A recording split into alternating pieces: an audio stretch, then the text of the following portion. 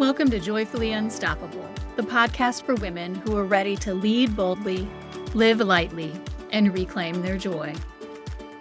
Whether you're leading a team, a classroom, a boardroom, or your own big, beautiful life, I am so glad you found us. I'm your host, Becky Ham, leadership coach, speaker, and founder of Women Lead Well. After years of high-level leadership, I discovered that success doesn't have to come at the cost of your peace, your values, or your well-being. Each week, we'll explore what it means to lead joyfully, sustainably, and authentically, even in a world that tells you to hustle harder and prove your worth. You carry a lot. Let's help it feel lighter. Now, friends, if you have ever held back in a meeting, hesitated before sharing an idea, or overthought an email until the cursor blinked back at you like some kind of a judgy McJudgertons, then you've brushed up against the fear of rejection. For women leaders, this fear can feel especially sharp because you're not only responsible for results and people, you're also navigating expectations that are often invisible and unrelenting. The fear of rejection isn't just about whether someone approves of you. It's about what that disapproval might mean. Am I competent enough? Do I belong here? What happens if they see me and decide that I don't measure up? Left unchecked, this fear influences your decisions. It can dampen your voice, and it can keep you in this horrible loop of overfunctioning. But here is the truth. Fear of rejection is deeply human, and it doesn't have anything to do with the objective merit of the thing you're afraid to do. And even more important, it's something you can move through. So today we are going to talk about when the fear of rejection holds us back and show you practical, empowering steps to move out of that fear and lead with clarity, courage, and confidence. So let's go. First, let's define what is the fear of rejection. Fear of rejection is more than a passing insecurity. It is a protective mechanism that is hardwired into the human brain. Thousands of years ago, being excluded from a group meant literal danger, right? We could not survive on our own back in the Paleolithic era. But our nervous systems still carry that imprint. Even though rejection in the modern workplace, it doesn't threaten our survival, right? We're not going to literally die. But what it does threaten are the things that we value: our credibility, our influence, belonging, and particularly for women leaders. One, we work really hard for our credibility, for our influence, right? We work really hard for the things that we believe in, that we value. And so this fear, it can show up in ways that look like way over preparing for a meeting or a proposal or an event. And you probably get praised for doing it, but it's not actually healthy. Fear of rejection can look like people-pleasing. It can look like perfectionism. And I want to be clear here. It is not that you don't know what you're doing. In fact, you probably know more than most of the people in the room. But the cultural and professional expectations placed on us as women often fuel this hyper-awareness of how we're perceived.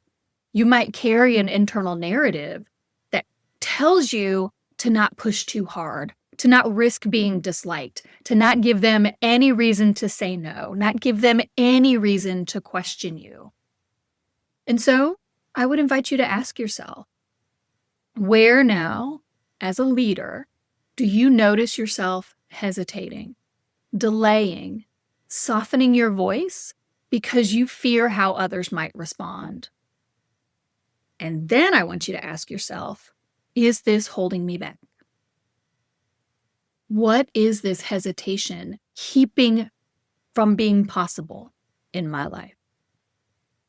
Because this is key. Fear of rejection, it doesn't always come with like this neon sign and a panic attack. It can, but not always, right? More often than not, it sneaks in through the everyday behaviors that seem small but compound over time. So you might recognize yourself in one or more of these patterns. You edit emails over and over, chasing the perfect wording so no one misinterprets you. You say yes when your whole body is screaming no because disappointing others feels unbearable. And I want to pause here and say, I have a whole module inside Frantic to Flourishing that teaches women how to say no confidently without remorse. And we talk about how saying no is actually a leadership strength, that it actually grows you and makes you more successful as a leader. So if saying no is hard for you, you might want to think about Frantic to Flourishing. We'll talk about it at the end, but I've got a free masterclass coming up on September 18th that you might want to get registered for so you can learn more about that program. So now, you might notice that fear of rejection is coming up for you if you withhold feedback from a colleague because you're more worried about their reaction than their growth. You might delay applying for a promotion until you've mastered every single qualification 3 times over, and even then you might think you're not ready. You stay silent in a meeting, even though you've got a valuable perspective, because you're not quite sure it'll be welcomed, because you're not convinced that it aligns with what the boss thinks or what your colleagues think, and so maybe you'll just keep it to yourself. These individual behaviors are subtle, but their impact isn't. Each and every time you let fear of rejection dictate your choices, you reinforce the belief that approval is more important than authenticity. Over time, this chips away at your confidence. It leaves you exhausted from trying to meet unspoken standards that, frankly, my friend, might not even exist. Unspoken standards that you have created in your own mind instead of leading from your strengths. So, what do we do about that? How could we reframe the fear of rejection in a way that could actually set us up for growth? How do we get past this impulse to play it small? And so, before we dive into the strategies, I want to spend a second to talk about how we view rejection itself, because that can be the kernel of the fear that we experience. Many women, and not all, but many women, treat rejection as proof of inadequacy. If somebody disagrees with me, if somebody says no, then that means that I was wrong.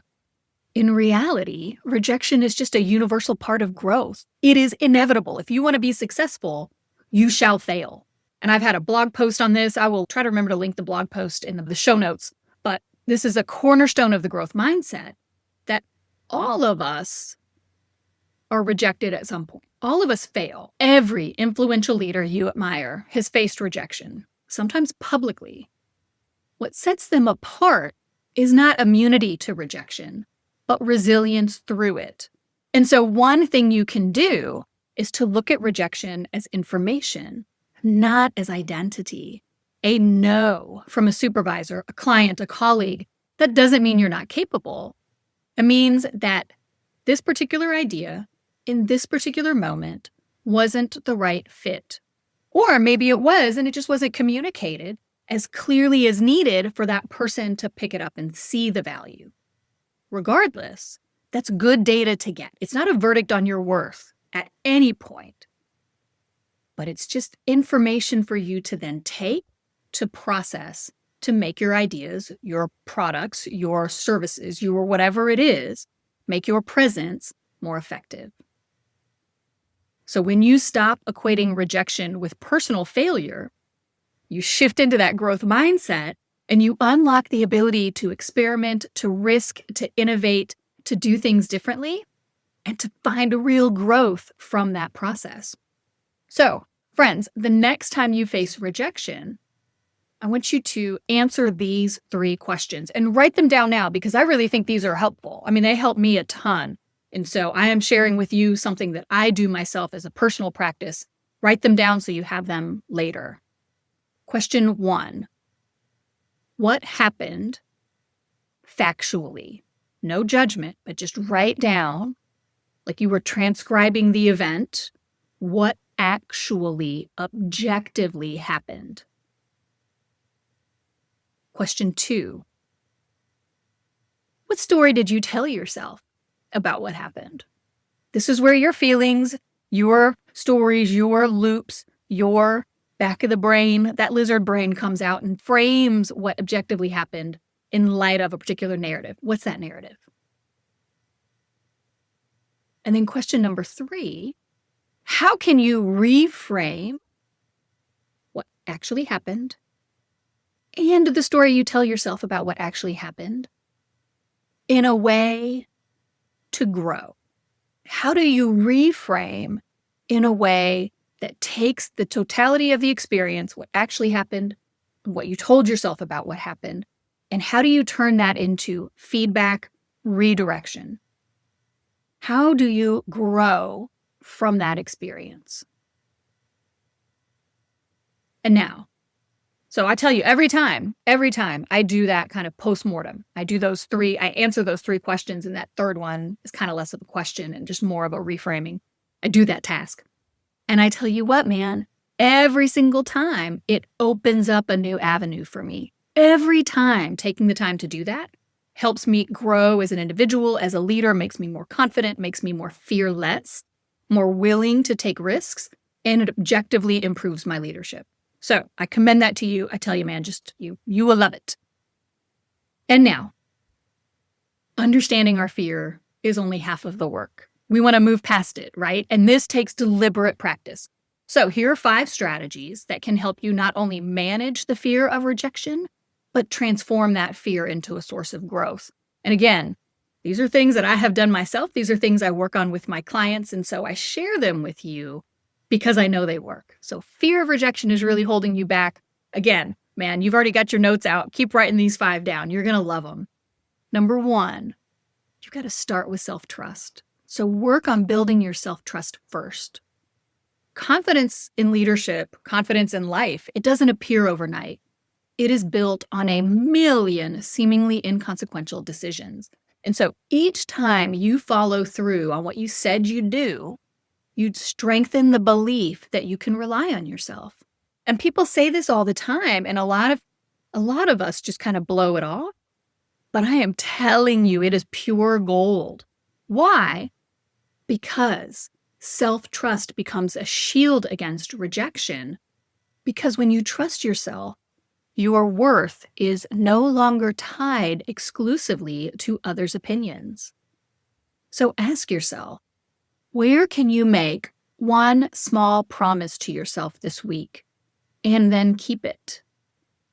And again, this self-trust, I think it is so important. It is so core to the work that I do with my clients that it is where we start in Frantic to Flourishing. We start with that, building our sense of self-trust and internalizing our own sense of safety. Because once we feel safe in ourselves, once we're grounded in who we are, that rejection from someone else doesn't touch us. Again, it's information. We use it to grow better, but it doesn't wound us the same way as when we rely on others' validation to define our worth. So that is step 1. You grow that self-trust with yourself. Step 2 is I want you to practice small little acts of bravery.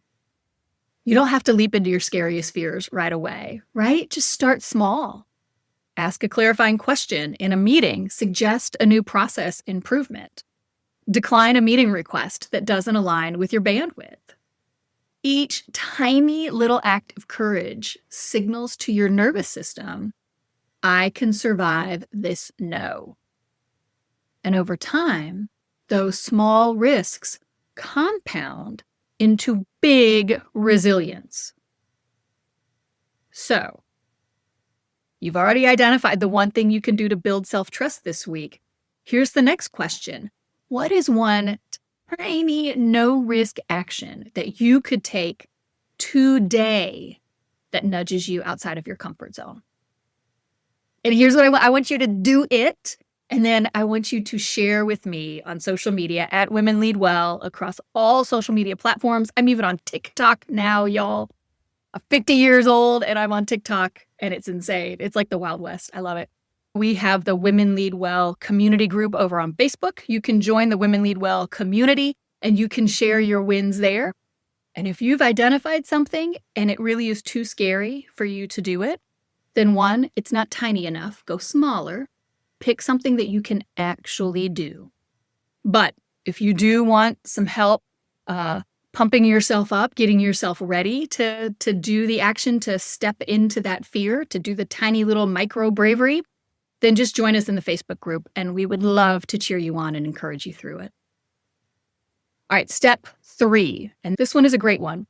Rehearse the worst case scenario out loud. Why? Why would you go there if it's the thing you're trying to avoid?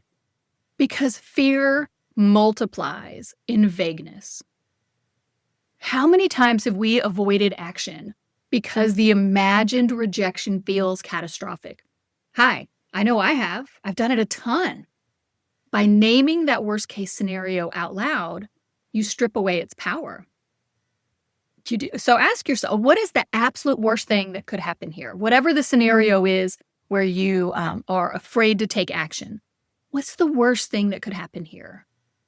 And then ask yourself, could I survive that? What does it really mean if that happens? Because almost always the answer is yes. If this happened, you would actually be okay. This is something I do with my coaching clients routinely, and it is so rewarding.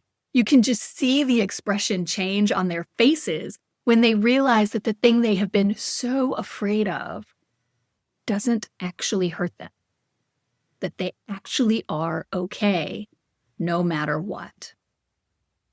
And you can use the so what ladder for this. If you guys aren't familiar with that, for each fear that you have, ask yourself, so what if that happens?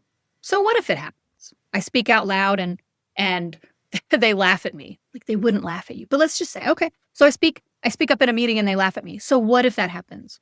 Well, that would feel embarrassing. Well, okay. So what if that happens? What if you were embarrassed? Well, it would be uncomfortable. So what if that happens? So what if you're uncomfortable? Oh, well, I mean, it would last for a couple minutes and I'd move on, right? You just keep going with the so what's. And I guarantee you're going to find at the end of all of those questions is an outcome that you can actually live with. Practice number 4, anchor in your values. I talk about values a lot on this podcast because they are that important. Approval, especially approval from anyone other than your own self, approval is fickle. Values are stable. When your actions align with your values, courage, integrity, service, freedom, whatever it might be, you lead from your authenticity. And authenticity and fear are not compatible. So if you're leading from your authenticity, that fear naturally dwindles because the two cannot coexist at the same time. Even if rejection comes, you can stand in the peace of knowing you acted in alignment with what matters most. So ask yourself, which of your values do you want to embody more boldly, even if it risks rejection? And if you aren't clear on your values, just download my free values clarification exercise linked in the description below. Step 5, redefine success beyond approval. If success equals universal approval, you are always going to be chasing. And you know this, I'm telling you something you already know, like you are never going to please everyone, right? So instead, redefine success as taking action that aligns with your vision, regardless of outcome. Did you pitch the idea? Did you set the boundary? Did you show up authentically? That is success. And as you do those, as you have those successes, you will have additional success. My former boss, I think I've talked about it here before, his catchphrase was nothing succeeds like a little success. And so over time, holding on to your definition of success, it builds that courage muscle that you need for your bigger leadership moves. And so I want you to ask yourself, how would you define success if approval weren't part of the equation. Because let's be real, like that fear of rejection, it might always whisper. But my friend, it does not have to hold on to the steering wheel. The more you notice it, reframe it, and practice courage, the more space you create for authentic leadership. So I'm giving you a lot of homework with this episode. This week, I want you to choose one action, big or small, that stretches you beyond the need for approval. What's one thing you can do that meets your definition of success, detached from anyone else's approval? Maybe you share your idea in the meeting. Maybe you say no to the request that drains you. Maybe you ask for feedback, even if it feels risky. Each step is your way of saying, rejection might be possible, but my growth is certain. Your leadership is not defined by how many people approve of you. It's defined by how fully you live your values, your voice, and your vision. The teams you lead don't need a perfect leader who avoids rejection. They need a whole, actual leader who is willing to show up authentically, rejection and all. If you're ready to go deeper in this work, to rebuild confidence, set aligned boundaries, and reclaim joy in your leadership, I would love to walk with you. Just DM me at Women Lead Well on Instagram, and we can set up a time to talk. Because the next chapter of your leadership is not about avoiding rejection. It's about putting yourself in situations where rejection is a real possibility and growing stronger and more effective as a result. And if your fear of rejection has you deep in overfunctioning, people-pleasing, and approval-seeking, Frantic to Flourishing was built for you. In this 12-week group experience, you will clarify what's next without abandoning what matters. You'll reconnect with your voice, vision, and vitality. You'll build rhythms that support your highest contribution without burning out. Step fully into the next evolution of your leadership with courage and joy. I'm hosting a free 60-minute webinar, Break Up with Burnout, 3 Keys to Rewire Your Leadership for Sustainable Success, on September 18th at noon Eastern. Registration information is in the description box below, and I would love to see you there. Now, if this episode spoke to you, I would love for you to share it with a friend who's running on empty. We need more women leading from alignment, not adrenaline. And don't forget to like and subscribe. Next week, we're talking about how to lead sustainably, even when everything feels chaotic. You won't want to miss it. You can also grab one of our free resources, like the Mental Load Reset or the Values Clarification Exercise, at womenleadwell.net and linked in the show notes below. Remember, joyful, sustainable, and authentic leadership is possible, and you deserve to enjoy every minute of it. Until next time, I'm Becky Ham, and this is Joyfully Unstoppable.